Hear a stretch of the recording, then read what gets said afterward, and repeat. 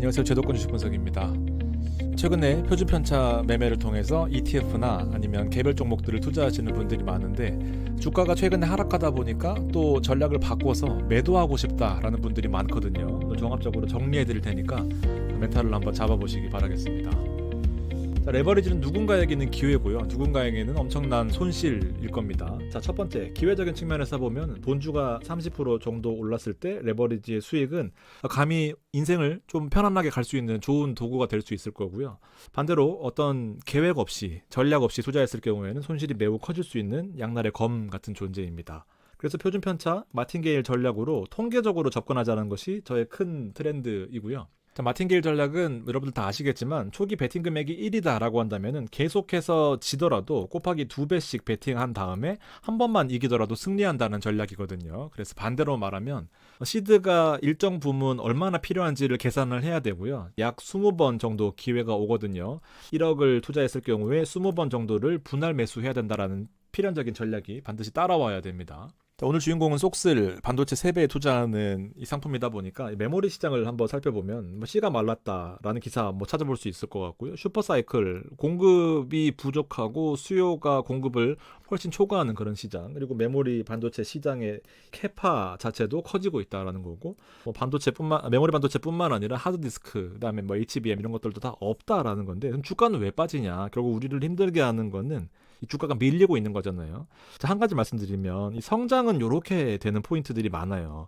기본적으로 성장의 여러 가지 요소들이 있겠지만 실적도 좋아야 될 거고, 그다음에 시장 환경도 좋아야 될 거고, 이런 사이클도 좋아야 될 거고, 여러 가지가 맞아야 되겠지만 떨어질 때는 또 한두 가지 이슈로 크게 떨어지는 경우들이 많아요. 그래서 엘리베이터처럼 떨어지는 경우들이 많은데 중간에 떨어져서 이 전략을 바꾸는 순간 이제 장기적인 투자에 대한 그 개념이 깨지는 거예요. 그래서 매일매일 보실 필요 없고요.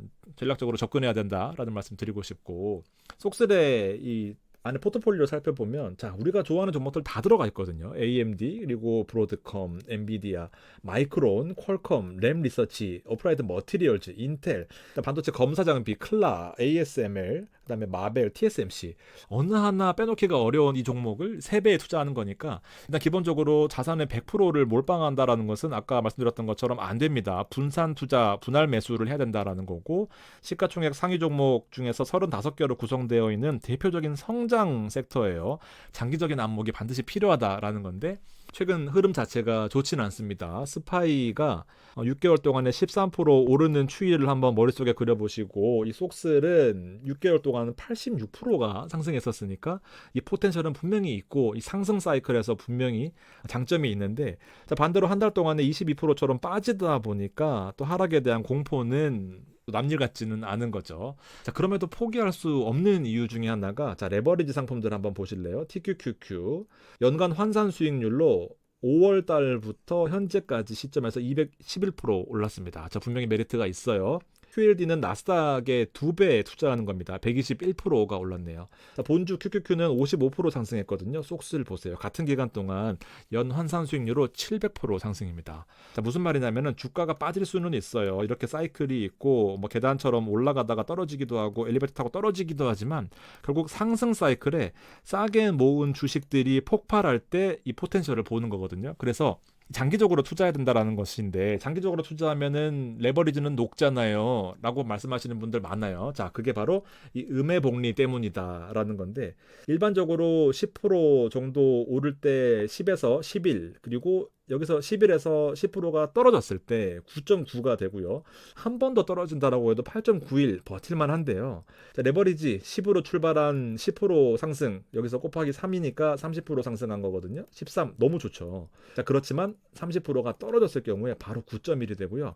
한 번 더 떨어지면 지금처럼 6.37이 되는 겁니다. 그러니까 한 번에 투자하고 버티는 것은 절대 불가능하다라는 거. 그래서 1일 수익률의 3배의 투자 원칙에 대해서 설명드릴 필요가 있는데, 이 음해복리를 막으려면 계속해서 시장이 공포일 때 매수해야 된다. 그 전략에 대해서는 표준편차 설명을 드릴 거고요. 단기적으로 우상향 할 때 수익률을 극대화시키는 전략인데 이 타이밍을 기다려야 된다는 것도 꼭 반드시 메모해 두셔야 되는 포인트입니다. 그리고 이 산업은 안 망하잖아요. 앞서 엔비디아, AMD, 마벨, TSMC 망할까요?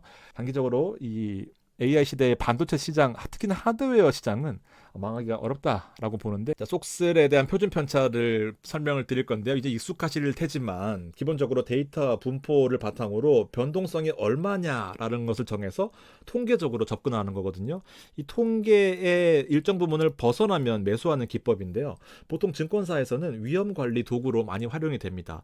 요 레벨 안에서 보통 다 움직이는 것이 통계적으로 나와 있는데, 요 부분을 벗어나서 하락했다? 그러면 어떤 단기적인 이벤트냐, 아니면 이것이 정말 위험한 수준이냐를 보통 이 VAR로 표현을 하는데, 여기에 대표적으로 사용되는 것이 표준 편차입니다.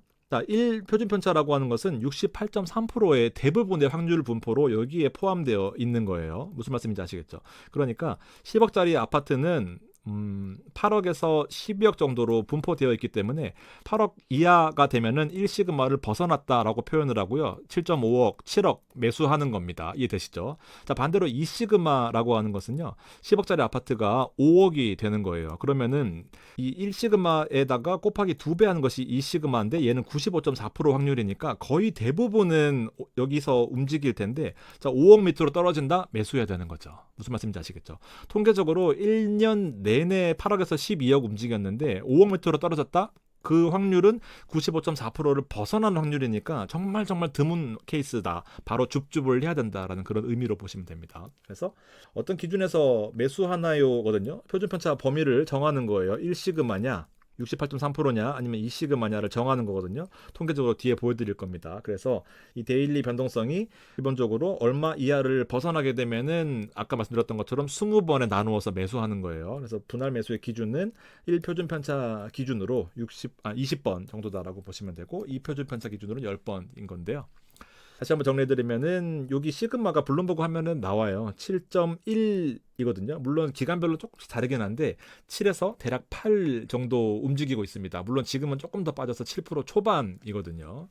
1시그마는 7.1입니다. 그러니까 7.1보다 빠지는 곳에서 매수하면은 거의 대부분의 확률 분포를 벗어난 구간에서 매수하게 되는 거고요. 이 시그마 속슬이 14.2% 빠지게 되면은 요 95.44의 대부분의 확률이잖아요. 여기를 벗어나는 구간에서 매수하게 된다라는 겁니다.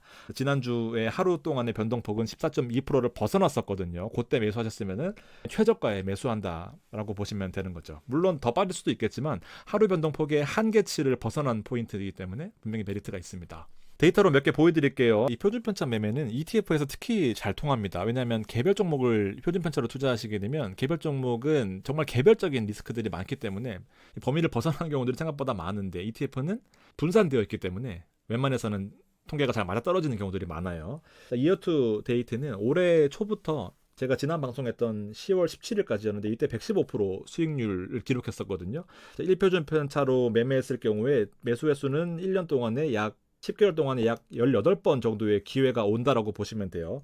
주가 변동폭이 이렇게 있는데요. 23% 빠졌을 때 매수를 들어가는 겁니다. 여러분들의 시드에 따라서 20번 나누어서 들어가기 때문에 한 번 들어갈 때마다 2,500불 들어가는 겁니다. 그리고 3월부터 4월까지의 예시도 보여드리면 13.84 매수고요. 8.56 매수입니다. 그러니까 7.26이라는 1시그마를 벗어났을 때 매수하는 거예요. 자, 이렇게 급락했을 때도 매수하는 건데, 지금 이 시기라고 보기는 좀 어렵지만 느낌은 요 정도 느낌이다라고 보면은, 자, 이게 팔아야 되는 시기일까요? 아니면 매수해야 될 시기일까요? 한번 고민해 볼 필요가 있는 거죠. 자, 다음 번으로 11월 21일까지 최근에 급락을 반영한 건데, 자, 보세요. 수익률이 거의 70% 가까이 떨어졌습니다. 매수 횟수는 이 사이에 5번이 증가해서 23번이거든요. 자, 그럼에도 불구하고 주가가 플러스를 기록하고 있다는 것이 일단 두 번째 포인트고요.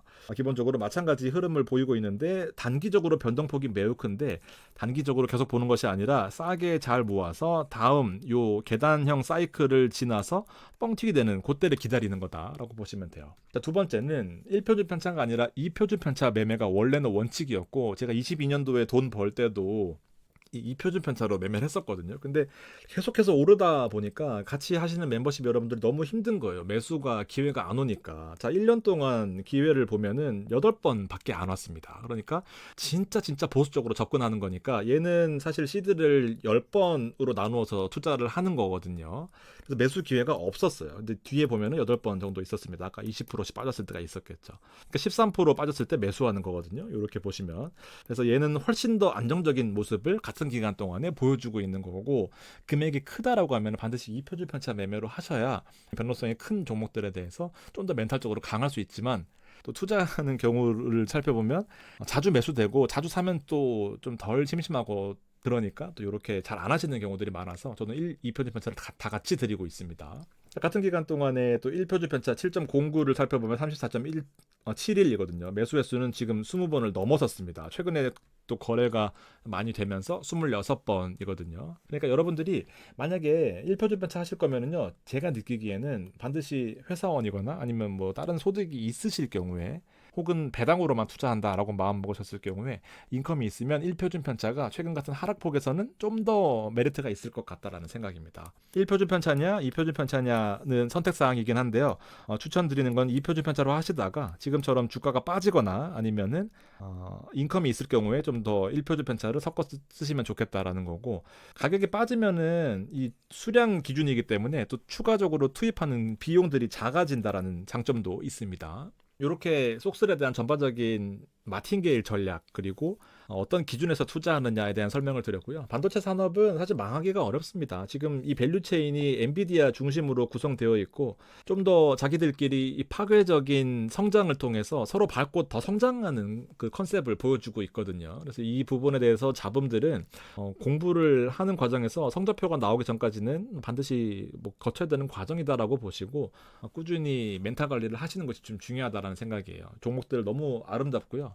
좀 쉽게 보면은 GPU, CPU의 이 연결고리 속에서 같은 하드웨어 쪽에서 SSD, 그다음에 HBM 반도체, 램 쪽에서, 그리고 TSMC와 인텔이 파운드리 이 반도체를 만들어주는 역할, 그리고 GPU의 아성을 무너뜨리려고 하는 AMD와 브로드컴, 그리고 후공정 검사 장비 아까 클라 같은 거 보셨을 거고요.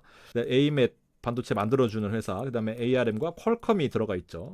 ASML이나 AMAT, 그다음 램 리서치를 통해서 반도체를 반도체답게 만들어주는 전공정 시스템까지 전반적인 밸류체인을 속스 한 배짜리 레버리지에 투자하시거나 속스를 투자하시는데, 저는 그 비중이, 투자 자산에 대한 비중이 1억이다라고 보면은 투자자 전체의 20% 이내로 투자하시는 것에 대해서는 아주 긍정적인 입장을 가지고 있거든요. 한번 고민해 보시면 좋겠고, 웬만해서는 이 브로드컴 같은 거 주가 최근에 좀 빠져 있지만 망하기가 힘든 산업 중에 하나입니다. 현금이 이렇게 쌓이고 있어요. 현금으로 여러분들 내 수중에 현금이 몇백억씩 있으면 할 수 있는 게 너무 많잖아요. 그래서 이런 종목들 보시고, AMD가 가장 상위 포트폴리오에서 브로드컴과 엔비디아가 중심을 잡고 있는 이 느낌을 좀 살펴보시고, 자, 마지막으로 이 버블에 대해서 좀 의견을 말씀드리면서 정리하겠습니다. 시장이 좋을 때는 다 호평하기 바쁘잖아요. 다 좋아 보이고, 근데 또 떨어질 때는 악평하고 뭐 까기 바빠요. 흔들리실 필요 없습니다. 이 생태계는 전혀 의미 없는 시장이에요. 모든 투자에서 매수는 선택할 수 있거든요. 근데 매도는 의무예요. 무슨 말이냐면은 팔고 싶지 않을 때 팔아야 되는 사람들이 많거든요. 그래서 대출 받거나 마진콜, 레버리지 쓰거나 유동성 위기, 딱 한 달만 돈 쓸게 하다가 한 달 동안 빠져버리면 팔아야 되잖아요. 이럴 때 급락하는 거거든요. 기본적인 펀더멘탈 자체는 변한 거 없습니다, 여러분들. 그 내용을 좀 살펴보시고, 이 반도체 사이클은 여러분들이 반드시 투자했어야 되는 그런 분야란 말이죠. 그래서 이런 악평이 나올 때 내가 멘탈이 약하다라고 한다면은 손실 회피 심리 아시죠? 번 것보다 이 하락에 대한 데미지, 감정 소모, 그다음 무서움, 공포 더 크단 말이에요. 이런 것들을 객관적으로 냉정하게 살펴볼 필요가 있고, 그리고 맨날 보면은 힘들어요. 저도 맨날 보면은 이거 못합니다. 근데 맨날 안 봐요. 사고 맙니다. 그냥 군중 심리 다 팔고 싶어. 너 왜 안 팔아 바보야? 의미 없어요. 절대 안 팝니다. 통계적으로 접근하고, 내가 하락에 대한 기준이 있다라고 한다면은 통계적인 접근이 좀 유효하다라는 거고, 그리고 오를 때 대부분은 폭락장 직후에 나온다라는 것이 좀 중요하다라는 말씀 드리고 싶습니다. 같이 하실 분들은요, 저 멤버십 VIP부터입니다. 8시에, 오후 8시에 표준 편차 이렇게 제가 알람을 드리고 있거든요. 얼마에 매수하시면 좋겠다라는 거 드리고 있으니까 관심 있으시면은 같이 투자하시면 제가 보기에 멤버십 비용보다 훨씬 더 많이 뽑으실 수 있을 겁니다. 도움이 되시기를 바라고요. 11월, 12월 그리고 앞으로 반도체 사이클에서 꼭 큰 수익을 내실 수 있도록 많이 연구하겠습니다. 감사합니다.